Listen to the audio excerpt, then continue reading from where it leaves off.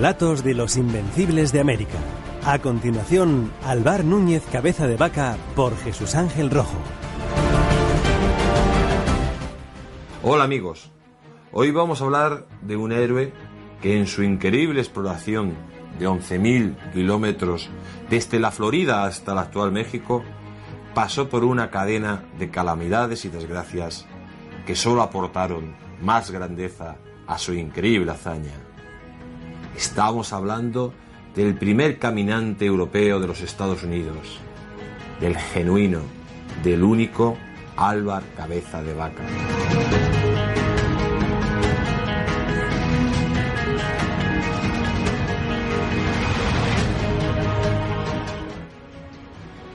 Las tierras que exploró Cabeza de Vaca para España y que posteriormente formarían parte del Virreinato de Nueva España equivalen en tamaño a lo que hoy es Europa, sin contar la parte de Rusia. Además, el español pasará a la leyenda por ser el primer caminante europeo de los actuales Estados Unidos de Norteamérica.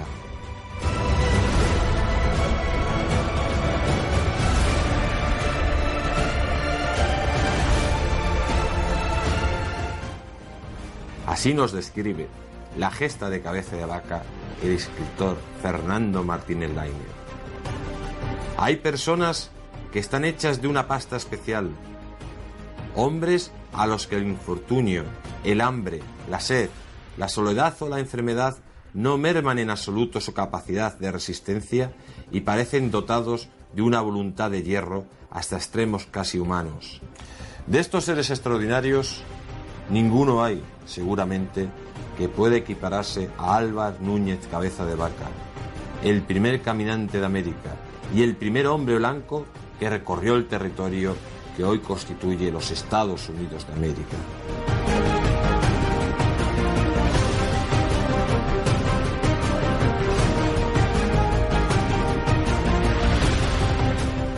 Pero a los psicópatas que defienden la falsa leyenda negra no les interesa que nadie conozca la gesta de Cabeza de Vaca, que logró todo sin que se le pueda culpar de nada.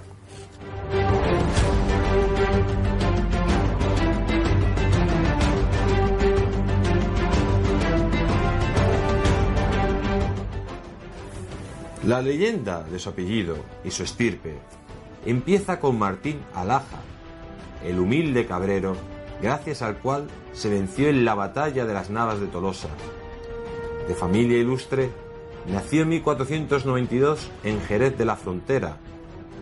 En 1512 formó parte de los ejércitos españoles que participaron junto a la Liga Santa en la guerra contra los franceses.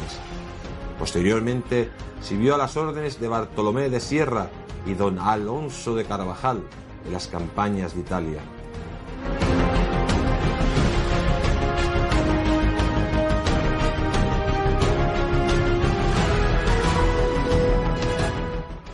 Más tarde participó en la Guerra de las Comunidades, interviniendo en la toma de Tordesillas y en la mítica batalla de Villalar, donde los comuneros fueron sometidos.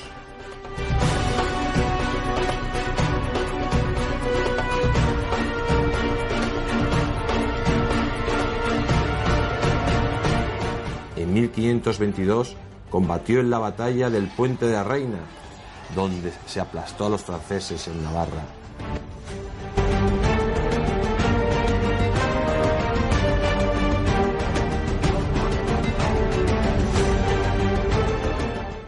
Álvar Núñez Cabeza de Vaca, junto a su ayudante negro de origen marroquí, Estebanico, salió de Sanlúcar de Barrameda el 17 de junio de 1527, camino al Nuevo Mundo, como tesorero y alguacil mayor de un gran convoy que mandaba el necio de Pánfilo de Narváez, que hacía honor a su nombre y cuya misión era la anexión de la Florida para encontrar la legendaria fuente de la juventud.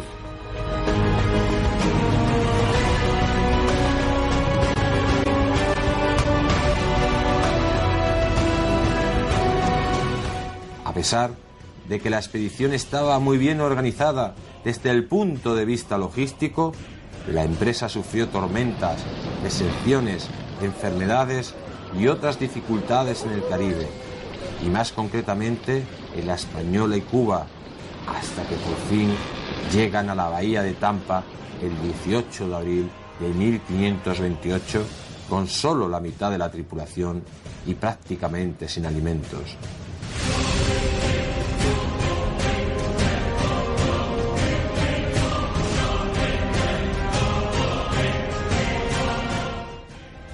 Terminado el desembarco, se procedió a la inspección de los huíos, nombres dados por los españoles a las casas de los indígenas de América.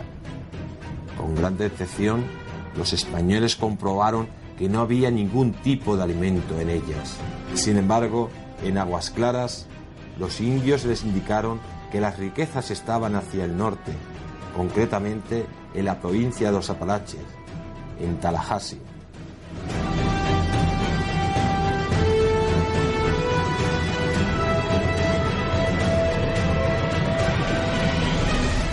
Fueron con sus barcos hasta la región de Tallahassee y los anclaron para seguir a pie, aunque Cabeza de Vaca no estaba de acuerdo. Nuestro héroe era partidario de volver a embarcar y seguir el viaje por mar. Sin embargo, Narváez opinaba que sería mejor marchar a pie hasta la localidad de Panuco, una villa fundada por Hernán Cortés en 1522 y que creían que estaba a unos 50 kilómetros de donde ellos se encontraban, cuando en realidad estaba a 2.600 kilómetros. Narváez pensó que la segunda opción era la mejor y le propuso a Cabeza de Vaca quedarse a cargo de los barcos mientras él y otros hombres se internaban tierra adentro, en busca de Panuco.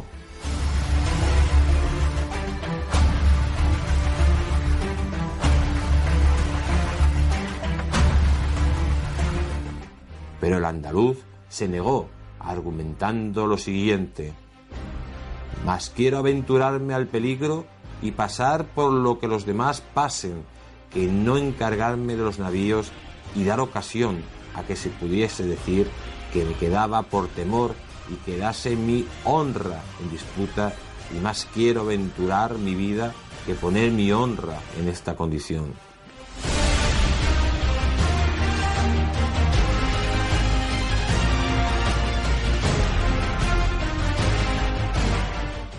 Salieron camino a Panuco 300 hombres, 40 de ellos a caballo, pero muy pronto el entusiasmo de todos se mudó en desesperación conforme pasaban los días al no encontrar nada interesante.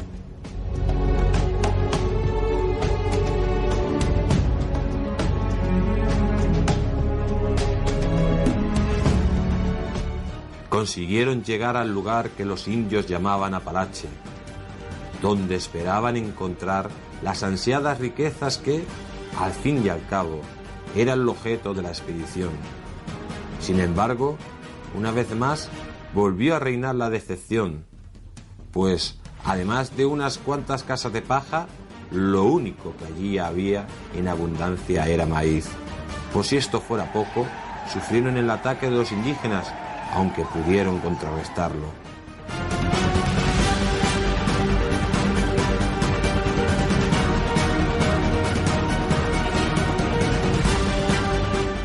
Tras 25 días en los Apalaches, Narváez decidió que había que marcharse de allí.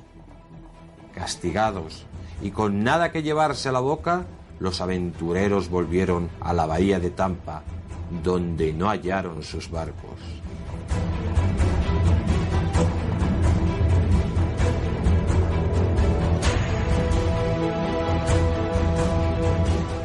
Tenían que construir los barcos, pero no tenían el material necesario para ello, por lo que agudizaron el ingenio ante esa situación límite.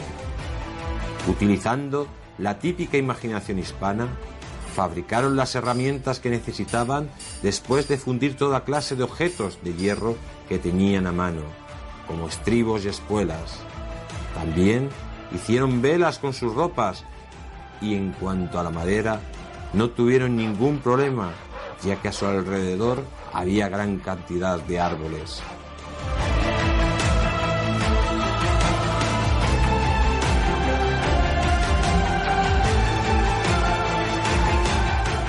Mientras construían aquellos barcos, iban matando un caballo cada 3 días y su piel la usaron para hacer recipientes donde llevar el agua.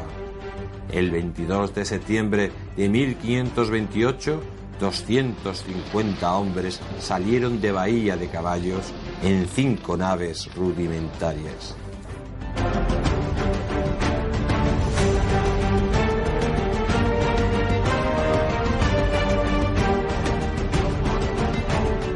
Viajaron 30 días bordeando el litoral hasta que llegaron al estuario del río Mississippi.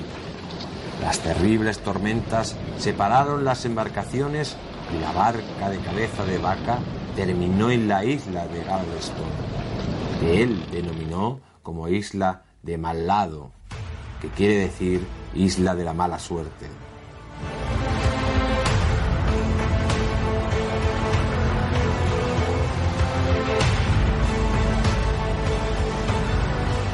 En esos momentos se encontraron él y su gente sin Pánfilo de Narváez, quien había desaparecido.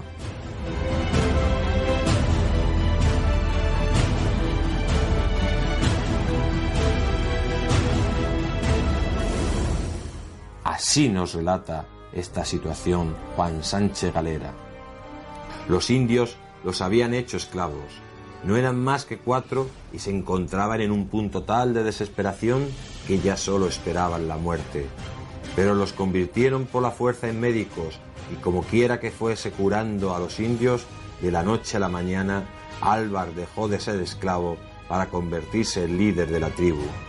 Unas veces curaba con lo poco o mucho que aprendió en las guerras en Italia y contra los comuneros, y otras curaba rezando. Vivió de tener tal pericia que llegó a operar a corazón abierto a un indio que tenía clavada una flecha. Aquella fue la primera intervención quirúrgica de este tipo de la que se tiene testimonio. De hecho, Cabeza de Vaca es hoy todo un símbolo en el ámbito de la cardiología estadounidense.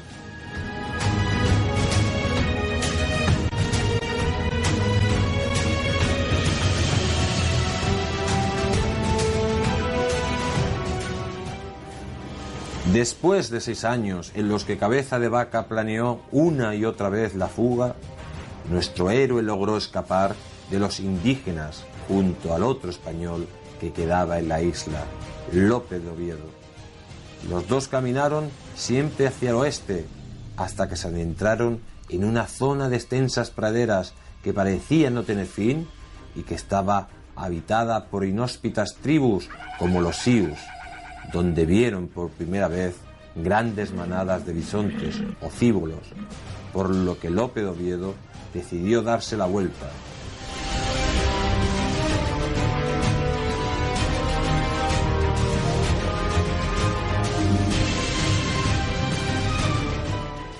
Cabeza de Vaca se había quedado solo, pero prefirió continuar el camino. Así lo hizo, y la fortuna quiso que en 1534 se encontrara con 3 miembros de la expedición de Narváez, a los que el jerezano daba por muertos, como el resto de los hombres.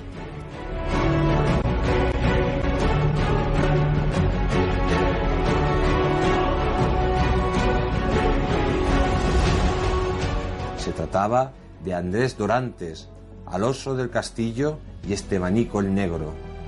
Este último es considerado como el primer hombre de origen africano que estuvo en los Estados Unidos de América.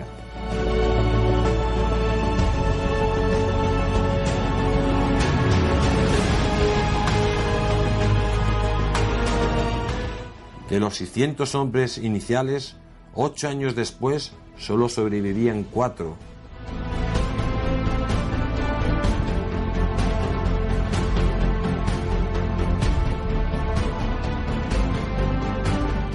Por temor a los aborígenes de la costa y creyendo que en esos territorios del norte encontrarían oro, remontaron el río Bravo en vez de dirigirse al asentamiento español en el río Panuco.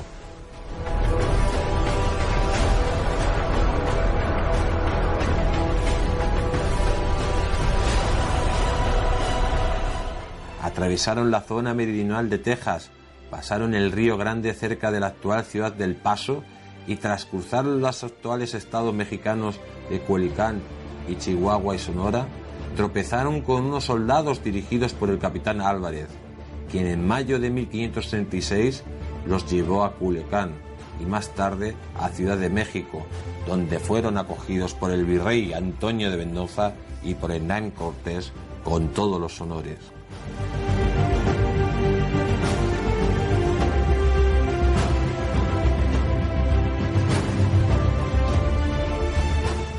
Tras la gesta de nuestro héroe, tomó consistencia en el Nuevo Mundo una leyenda muy parecida a la del Dorado, que es la de las 7 ciudades de Cíbola y Quivira, colmadas de oro.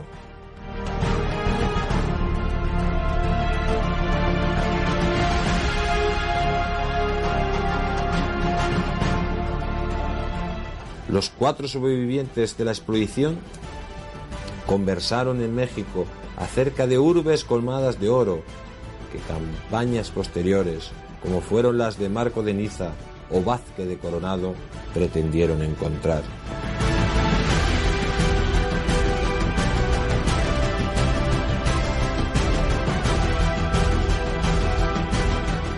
En 1537 nuestro protagonista vuelve a la península y en 1540 Cabeza de Vaca consigue de Carlos I una capitulación para suplir a Pedro de Mendoza, fallecido poco antes en su aventura en Argentina, y para ayudar al asentamiento español implantado en la región se compromete a contribuir con 8.000 ducados propios para sufragar la campaña.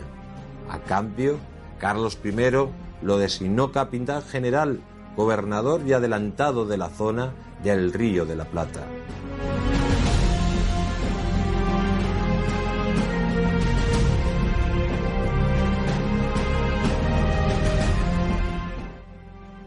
La expedición, compuesta por 3 barcos y unos 400 marineros, partió de Cádiz en noviembre de 1540 y llegó en marzo del año siguiente a la isla de Santa Catalina, Brasil. Allí, Álvar Núñez tuvo conocimiento de la muerte de Ayolas, el gobernador dejado por Mendoza antes de su muerte, y por otro lado, del abandono de la ciudad de Santa María de Buen Aire, Argentina, la retirada de la colonia española y el traslado de la capital a Asunción, Paraguay.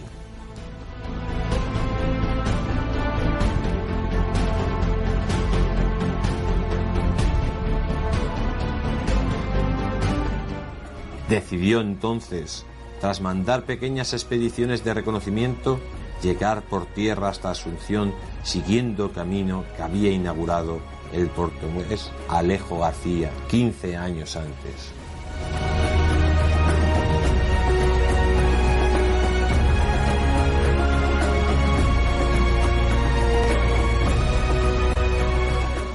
En su camino, que se inició en noviembre de 1541, atravesó parte de las selvas brasileñas y descubrió las cataratas de Iguazú, que las bautizó como los Saltos de Santa María. Alcanzó la ciudad de Asunción en marzo de 1542 y se hizo cargo del gobierno que hasta la fecha había ejercido Martínez de Irala.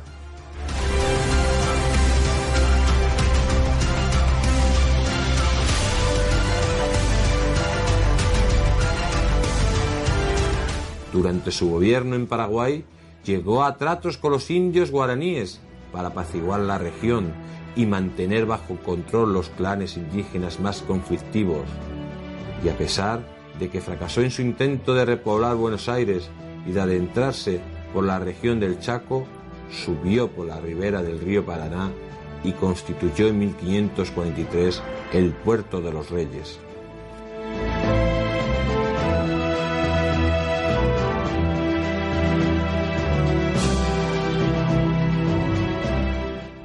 De nuevo, tiene problemas Cabeza de Vaca por defender la legalidad. En esta ocasión, las reglamentaciones de Indias que salvaguardaban a los naturales y que fueron el origen de los actuales derechos humanos.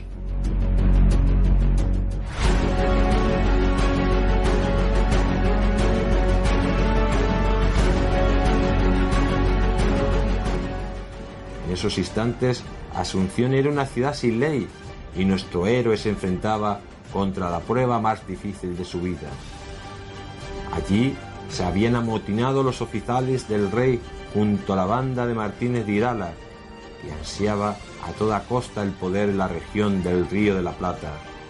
Habían subyugado a los indígenas y utilizaban a las nativas a su gusto.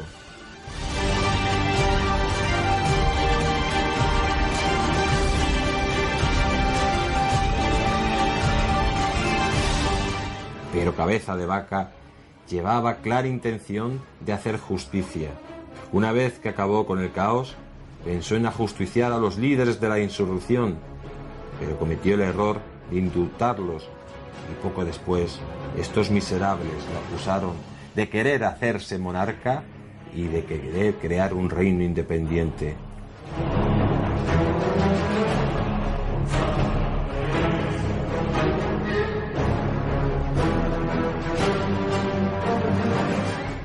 El malvado de Domingo Martínez de Irala denunció a Cabeza de Vaca de llevar un gobierno personalista y dictatorial y de proteger en exceso a los indios, y a lo que Álvar Núñez no pudo contestar personalmente a causa de un ataque de paludismo que le había postrado en cama.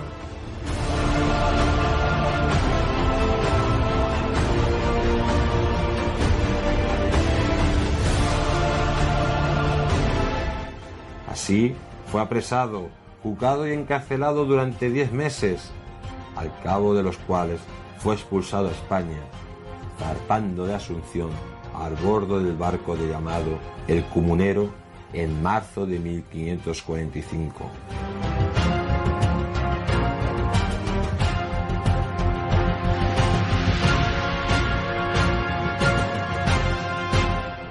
Al arribar a la península, el Consejo de Indias ratificó la expulsión, confinándolo en Orán. Después de un espacio de 8 años, Felipe II le concedió el indulto y el puesto de magistrado en la Casa de Contratación de Sevilla.